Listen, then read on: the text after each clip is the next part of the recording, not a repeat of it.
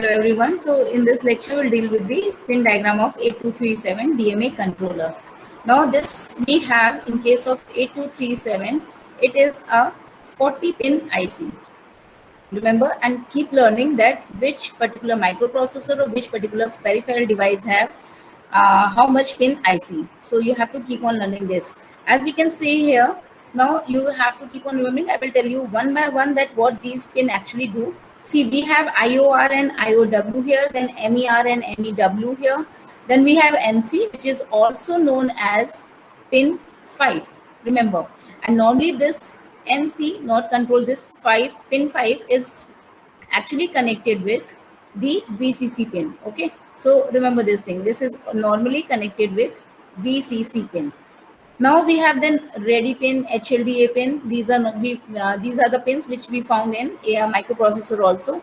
Then we have address strobe, AEN, HRQ pin. We already dealt with this HRQ, what HRQ is. Then CS, which is chip select, clock, reset. Then we have DMA acknowledgement. Now you can check from here that we have DACK2, 3, okay, here, and we have DACK01 here. That means they are 4 independent channels. Okay, that is what I told you in my last lecture. Then there is a DMA request 3210. For DMA request 0, there will be a DMA acknowledgement from 0 only. Remember this thing. And then we have a ground pin here. Now from 21 to 23, we have a, this is data pin, and 0 to 4. So you can check from here, this is actually an 8-bit pin, 8-bit data pin. Then we have supply here, and we have address pin A0 to A3, that means lower nibble, and A4 to A7 higher nibble here. This is EOP. We already dealt with in this mode of in the mode of operations of 8237 DMA. EOP means end of process. So this EOP is normally used there, and then we have a TC, terminate control. Okay, so let's start that what actually these pins are. VCC, we have a 5-volt supply here. So VCC means you have to give the supply. VSS means you have to ground it. Then we have a clock input. So remember that we are having a 5 megahertz for this 8237 DMA, and we already know that 3 megahertz, up to 3 megahertz we actually work.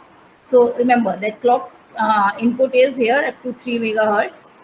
Chip select. Now this is the most important thing, because without chip select 8237 will not work. So chip select should be active low. That means this is a chip select bar pin. It should be active low input used to select the 8237A as an IO device. While we are working during the idle cycle, what happens? Idle cycle means when the processor is having the control of the system bus. That is called idle cycle. And active cycle means when all the control is given to DMA controller, then the DMA controller comes to active mode, and that is called active cycle. So this allows CPU communication on the data bus. Remember, so when chip select goes low, it means it will come into the communication normally in idle state. Now reset pin. Reset pin is an active high pin, and it clears the commands, status, request, and temporary registers. Everything. They reset each and everything which is related there. So once a reset pin becomes active, it clears all the commands, it clears all the requests, and everything will be reset, will come in reset mode. It also clears the first, last flip-flop and sets the mask register. That means mask registers are set in case of reset. So following the reset, the device is in the idle cycle. That means it will go back to its original position. Then we have a ready pin. We all know, we already dealt with this ready pin during the microprocessor lectures. Ready pin is an input which is used to extend the memory read and write pulses from 8237 to accommodate slow memories or IO peripheral devices. I already told you in 885 and 86 means whenever we are using the ready pin, that means it is actually giving some extra pulses to 8237. It actually tells the process, the peripheral devices, that we are ready to work. Okay, so while you are giving the ready, that means you are actually making you are giving some time period so that the peripheral devices which are slow in working, which are slow in the speed, they can actually synchronize with the processor or with the DMA controller. Okay, so this is what the ready pin means. Ready must not make transitions during its specific setup and hold time. You don't have to do anything while a ready pin is high active. Hold acknowledgement, we have already done what hold acknowledgement means. That means this signal gets high when a CPU indicates that they have acknowledged the request which is sent by the DMA controller. Then comes DMA request. Okay, this DREQ0 to 3, that means there are 4 pins from DREQ0, DREQ1, DREQ3, DREQ2. Okay, so these DMA request lines are actually, you can say they are asynchronous channel request, and they have during this DMA request actually peripheral circuit to obtain the DMA services. That means peripheral devices sends the signal through this to request DMA to give the services. Okay, now what happens, since there are 4 pins, so we just allot the priority accordingly. So the highest priority is given to DREQ 0 and the lowest priority is given to DREQ 3. Remember this thing, DREQ 0 has the highest priority and DREQ 3 is having the lowest priority. Remember. Now next is data bus, that is DB0 to DB7. We know that data bus, that means there is an 8-bit data. It is bidirectional in nature. Okay. Now what we can do with this data bus? See, the outputs are enabled in the program condition during the IO read output and content of the address register, a status register and the temporary register or word count. ठीक है, आपका कुछ भी हो सकता है. That means whatever data you are sending, that can be a word count from a temporary register, that can be from some address register, from some status registers. So here all the IO read operation is going through this. When the outputs are disabled, that means when all the outputs are disabled and the inputs are read during IO write cycle, when the CPU is programming the 8237 control registers, that means if a write operation is going on, that means if a write cycle is going on, then you can just give the input of the data. But when a read operation is going on, the data goes as an output. Definitely, we know what read and write instructions are. If you want to know, you can check my videos next. I already explained these things. Now, during DMA cycle, the most significant 8 bits of the addresses are output onto the data bus to be strobed into the external latch by address strobe.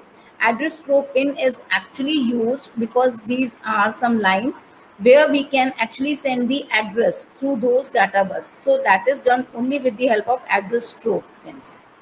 Now, during this data bus, if a memory to memory operation is going on, then data from the memory that comes to 8237 on the data bus, during the read from memory transfer, okay, and in the write from memory, data bus output plays the data into the new memory location. We know that write operation means it will saved in the memory and read operation means we will take it from the memory to a particular register of the 8237 DMA. Okay, then comes IO read, IOR I told you. So IO read, again it is a bidirectional active low 3-state lines. So IOR bar and IOW bar, they will work in bar only. What happens in case of IOR?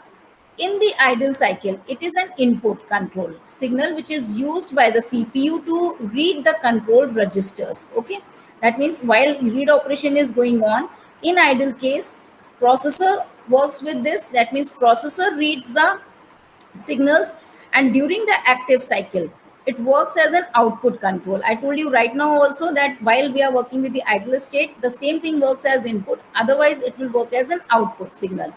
And what is going to be happen? They access the data from the peripheral during DMA write transfer. That means something is going on. If you are writing something, it will be taken as an output device. What happens in IO read? IO read means input, output, write. So this is again a bidirectional active low 3 states. In idle state, now what happens? It is an input control signal used by again CPU to load information into 8237. So if we have an 8237 here, let's see, if this is an 8237 DMA controller, okay, and we have a memory here, or I can say right now, if we have a CPU here, then what will going to be happen? In case of write mode, CPU will send the data to 8237, and in case of read operation, 8237, you can say it is an input control. CPU read the control registers. Okay, CPU will read all the control registers. So while you are sending the data to 8237, that means you are writing it into this memory. And what happens in the active cycle, it is an output control signal used by 8237 to load data to the peripheral device. That means while you are sending this, if suppose there is a some input output device, then during this write cycle, in case of idle state, CPU will send the signal to 8237, I mean data, and during the active cycle, 8237 will send the data to peripheral devices to save it. So this is how it works. Now see, end of process. We have read this during a particular mode of operation, that is burst transfer mode. So end of process means it is actually active low, again bidirectional signal. Information concerning the completion of DMA services is available at bidirectional EOP pin. That means this actually confirms that the DMA controller services ended. That means it ended all the services. And 8237 allows an external signal to terminate an active DMA services. This accomplished by pulling the EOP input low with an external EOP signal. That means as soon as you send the EOP signal, it actually allows this particular signal to terminate each and every access or each and every services which DMA is performing at that particular time. It also generates a pulse when the terminate count for any channel is reached. That means when the terminal control or terminal count is there, then also end of process occurs. So these are the two things, TC and EOP. I told you if any one comes to an end, then the process finishes then and there only. Then comes address. Now address pins, again they are 8 pins. 8-bit address data is there. Okay, this is also 8-bit. Now we have first lower A0 to A3. These are the least significant address lines. These are bidirectional lines because this is bidirectional three-state signals. Okay, in idle cycle, what happens? All the inputs are used by CPU. Again, the processor is using during the idle state to address the register to be loaded or read. And in active cycle, again 8237 DMA controller will provide the lower 4 bits of the output addresses. Similarly, for upper higher, you can say for the 4 most significant address bits, again what happens, these are 3-state output. It provides 4 bits of address. These lines are enabled only during the DMA services, remember, not for the idle cycle. Then we have hold request. We have already done this. What hold request means, in case of hold request, what happens, CPU is used to request the control of the system bus. That means we send the signal, DMA controller sends the request to processor to hold the control of the bus, the system buses, to give the control of the system buses. Now, if the corresponding mask bit is clear, the presence of valid DREQ causes 8237 to issue the hold request. Okay, that means at a particular masked bit only, the request will be sent. Now we have DMA acknowledgement. We already dealt with DMA acknowledgement. We have 4 pins of DACK, which actually works with the 4 pins of the DREQ, DMA request. So DMA acknowledgement means when any peripheral devices has sent the request to DMA controller, then DMA controller sends back the acknowledgement signal to explain the peripheral devices that they have notified, they have acknowledged their request. Okay, so acknowledge is used to notify the individual peripherals when one has been granted a DMA cycle. So as soon as a request is sent to DMA that yes, we want to access the DMA controller, then they will send the acknowledgement that yes, you can access the DMA controller. This is how it works. We have address enable pin also. This is an 8-bit LAT containing the upper 8 address bits onto the system address bus. Upper 8 address bits. We have read the lower 8 address bits. Now address enable can also be used to disable other systems bus drivers during DMA transfer. So AEN is active high. It can actually disable the system buses drivers during DMA transfer. They have this capability. And address strobe, we have done this also, ADSTB. It is active high signal, and address strobe is used to strobe the upper address byte into the external latch. Okay, so they can actually strobe this particular upper address bytes. We have memory read, then we have memory write also. So memory read signal, definitely it is an active low, that means we have a bar here and we will have a bar here also. And what they do, it is used to access data from the selected memory location during DMA read operation or memory to memory transfer. That means this memory read operation only works when we have an active cycle, and during active cycle when DMA is actually reading or there is some memory to memory transfer is going on. Similarly, memory write means this is again an active low pin, that means when it goes low it is active, and it is used to write the data which is to a particular selected memory location during DMA write operation or memory to memory transfer. So that means when you are actually fetching the data, you will use MEMR. When you are actually storing the data, you will use MEMW. Then we have pin 5. Pin 5 is the similar pin that I told you. It is also called NC. Okay, NC pin. It is normally connected to VCC pin. Okay, we actually prefer or we recommend to connect this pin to VCC.